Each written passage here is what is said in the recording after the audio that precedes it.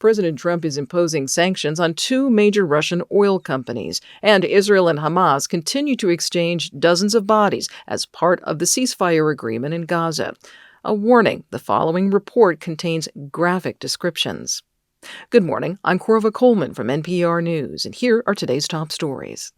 Secretary of State Marco Rubio heads to Israel today. He is the latest Trump administration official to go to Israel this week to support the Gaza ceasefire. Israel and Hamas are exchanging dozens of bodies as part of the ceasefire deal. The unidentified remains of 54 Palestinians handed over by Israel were buried yesterday. NPR's Anas Baba has more from Gaza. And a note, the following report contains graphic descriptions. Unlike the remains of Israeli hostages identified using DNA and medical records, the Palestinian corpses arrived with no names and no identifying data. Gaza's health system, including labs, has been decimated by war. Dr. Munir al-Borsh, head of Gaza's hospital, says many bodies showed signs of being crushed by tanks, skulls shattered, chests flattened. Israeli authorities have not responded to requests for comment. Now families are being shown graphic images of the bodies, hoping to recognize a missing loved one. They have just 5 days. After that, the remains are buried with no names, only serial numbers, like the 54 laid to rest in Gaza on Wednesday. Anas Baba, NPR News, Gaza. Defense Secretary Pete Hegseth says the U.S. military has struck two more boats in international waters. This time, the two separate attacks were in the eastern Pacific Ocean instead of the Caribbean Sea. This makes 9 known such attacks that have left about 40 people dead.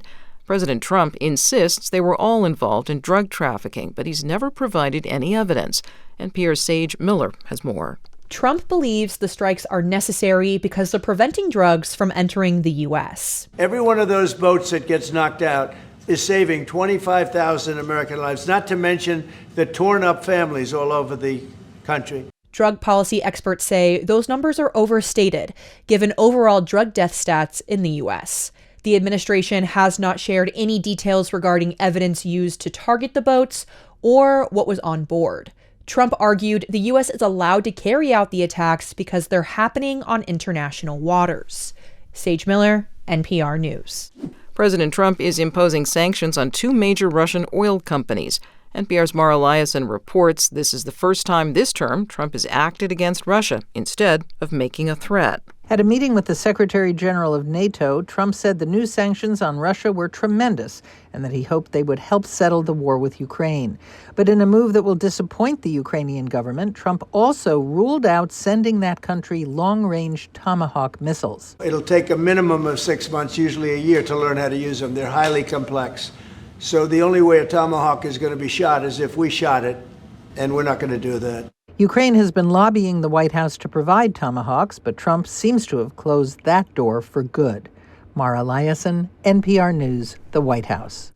President Trump says the full east wing of the White House is going to be torn down to build his new ballroom. This contradicts his promise last summer that the construction would not interfere with the White House. Historical experts are urging the president to pause and allow historians a role in this project. The Justice Department and the FBI will hold a press conference this hour. Officials say they'll announce several arrests related to illegal sports betting and poker games. Media outlets, including ESPN, report that the head coach for the NBA's Portland Trail Blazers, Chauncey Billups, and Miami Heat guard Terry Rozier have been arrested as part of federal investigations. The NBA had previously investigated Rozier over betting allegations, but determined no rules were broken.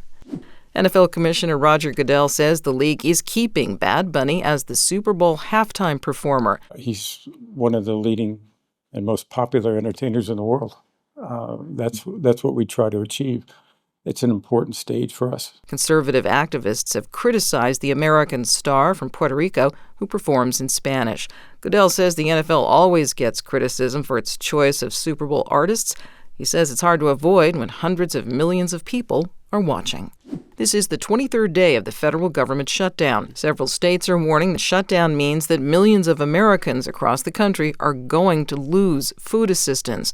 That cutoff comes in a little more than a week. Heather Williams lives in Houston and says her family's choices are dire. We'd have to choose between paying our rent, or getting food. We'd have to choose between paying our car insurance and getting food. Wisconsin Governor Tony Evers has written the Agriculture Department to plead for stopgap funding. Millions of American children rely on the food assistance. Britain's King Charles is visiting Pope Leo at the Vatican today. In a historic moment, they prayed together in the Sistine Chapel. King Charles is also the head of the Church of England.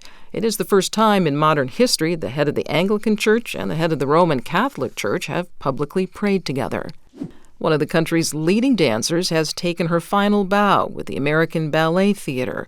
As NPR's Netta Ulaby reports, Misty Copeland performed for the last time last evening in New York with a company where she was the first Black principal dancer. Misty Copeland performed excerpts from some of her most iconic roles, like the doomed princess of the ballet Swan Lake. This music comes from a clip on Copeland's Instagram from when she performed the role in 2017. That was just 2 years after Copeland made history for breaking racial barriers at one of the world's top ballet companies. Copeland is 43, and tonight marked the first time she had danced professionally in 5 years. But she said she's not retiring. The show, she said, was more of what ballet dancers call a révérence, a deep curtsy of gratitude to the audience at the end of a performance. Netta Ulaby, NPR News. You're listening to NPR News from Washington.